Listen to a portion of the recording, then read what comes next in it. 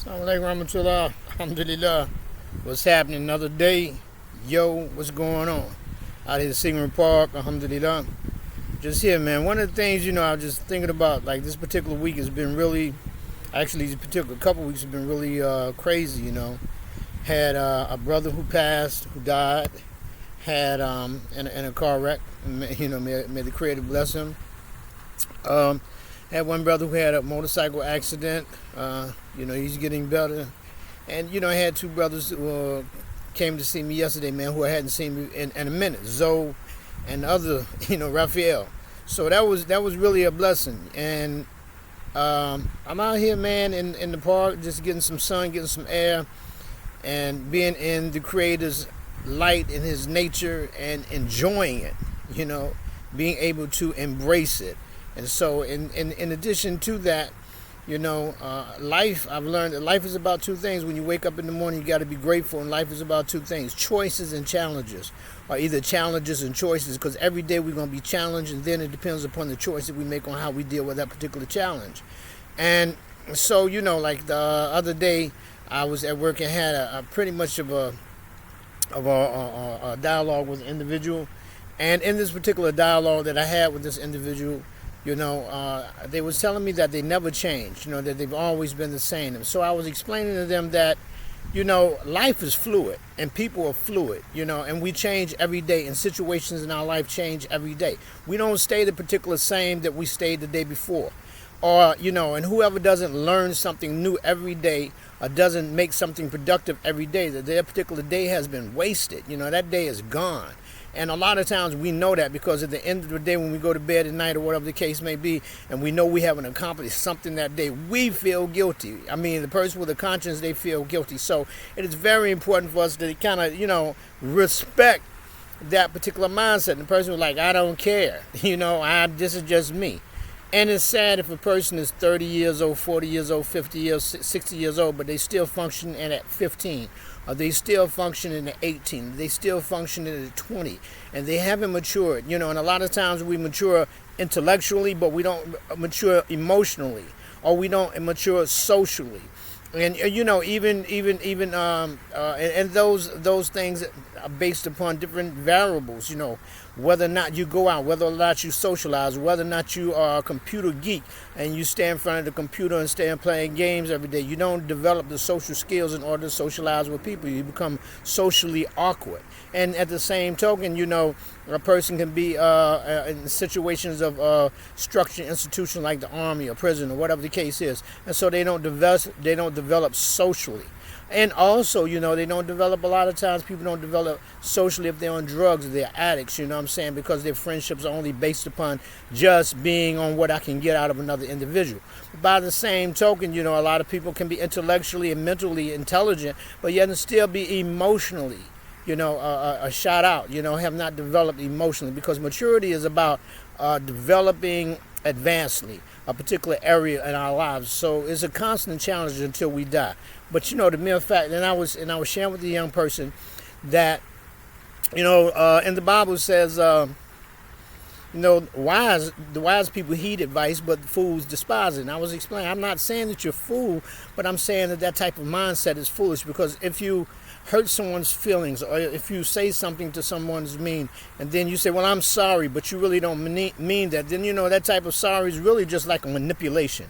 It's a manipulation for you to get the person to shut up, and not that you're really sorry. You just want them to be quiet, and you just want the situation to end. And I didn't really wanted that. I really wanted the individual to understand that the tone and the pitch and the method, the delivery of what was said was hurtful, and it was mean, and was spiteful.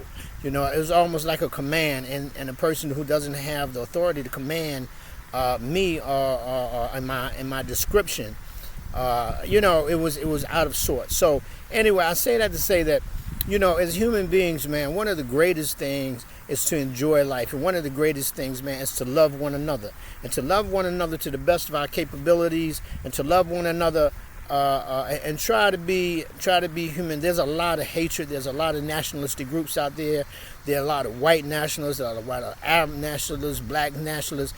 Everybody's nationalist, but nobody's humanist. Where the humanists at? Where the people about humanity? Because in humanity there's really only two types of people.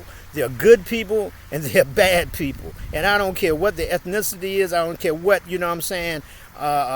country they come from. There's good people, there's bad people. There's bad African people. Now I'm African American. There's good African people. There's bad Asian people. There's good Asian people. There's bad black people. There's good black people. There's bad white people. There's good white people. There are two types of people that inhabit this earth. And their attributes are pretty much the same. They're generous. They're kind. They're compassionate. They're embracing. They're inclusive. They're loving. Now everybody may have a particular group of a barrier or a margin that they set up and say up until this point, and that's okay. But if you're if you're 80% good or you're 90% good and you're kind and you're generous and you're loving the people, then you're generally a good person. Now everybody may have particular standards. I might not want to agree with a person cursing a person. Well, if you don't want to hear cursing, don't be around me. I have a choice. That was my challenge for today. So I have a choice. That choice is that, guess what? I'm not going to be around you today, or the next day until that change. And if you don't change, then I just won't be around you. But guess what? There's a billion people in the world, and so if out of a billion, if I know 999 million, and you the billion, and I lose your friendship or your companionship, ain't no biggie, because there's a 999 million more other people there that I can socialize with. So it's not really a biggie. But shout out to all the brothers, man, behind them fences. Shout out to all the, the different sets. Shout out to all of them. Shout out to all the people, man, that's trying to do the right thing, is trying to be beneficial in their particular lives and try to help everybody else. Because that's what it's all about. It's not about anything else.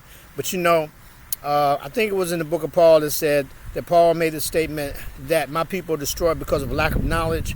And that is so true. The greatest thing is knowledge. And knowledge comes from different ways. It comes from information, of reading things, reading books, reading magazines. And so we should read. The other way that knowledge comes is from socializing with people who have done that. And then the other way of knowledge comes from traveling and going to different places and experiencing different things. And the other way knowledge comes from is from the Most High, the Creator. And all of these means of knowledge and being able to apply them effectively and being able to apply them in a manner that is beneficial, it comes to wisdom. But wisdom comes from the Most High. And everybody, who's intelligent don't have wisdom, but everybody who is wise does have intelligence, believe that. And so, I thank the Most High that I'm even able to even talk to you, brothers and you sisters, who are huriya, the wala sijin, those who are free and those who are not free. It's a barakah that I can even talk to you, that I can even, look at this fountain, look at this water behind me. See this water back there?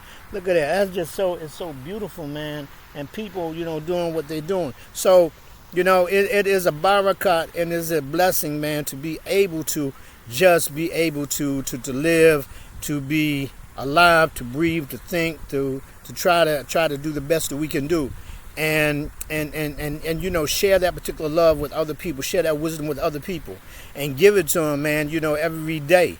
Don't stop, and invest in the young people, man. Invest in those brothers and sisters who are in their 20s and their 30s, who are growing. Don't feel like they're wasted, Feel like that they can, help them, give them advice, show them the road, let them know the pothole is on the left side of the road and not on the right.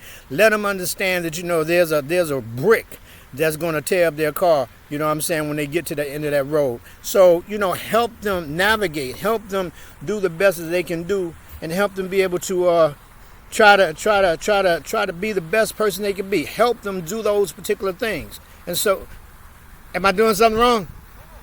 Okay. Okay. Yeah, so, But yeah, help them, help those young people, man, do the best that they can do. Don't get to the point where you feel like you give up on them. And it says, never say that people are without hope. Never say that any type of individual is without hope, that they can't be changed. Now, of course, in my life, I've understood. I say, oh, that person has great potential, and I've tried, and I've dealt with another person. I say that person has great potential, and I've tried, and I've dealt with another person. I say that person has great potential. And I would say that 9 out of 10 of the people I say had great potential, and they did, that I couldn't help them develop that potential because they didn't want to develop it. I mean, it's just the truth. 9 out of 10, I couldn't help. Even I seen it in them, and they seen it in themselves, but they themselves did not want to utilize their potential. So even me working and trying to assist them to get that potential up, they themselves didn't want it. So 9 out of 10 of them failed. But when you see a person that's trying, you see a person who's working, you see a person that's doing things, that's a different thing. And I want to give a shout out to my family, man, to Buddy James Hall up in Rock Hill. I want to give a shout out to my mom, and shout out to all of my family and all of the Muslim brothers, the Christian brothers, all of humanity, man. Like I say, all of the sets. I want to give a shout out to you, man. And I want to let you know, I love you, and I have the best interest for you. Brothers on the East Coast, brothers on the West Coast, brothers in the Midwest, brothers, who in Africa, Asia, South America, Mexico, brother Enrique, I give out my shout out, brother, who's in Mexico. Cholo, man, I've seen some things, man. I hope that you're doing good. I hope your family, I hope everybody is happy. I'm glad, man, you look happy, you look like you're doing your thing, and that's what's up. So buenos dias, and I hope that tu estás bueno. I hope that you're good, man. I hope that you're good.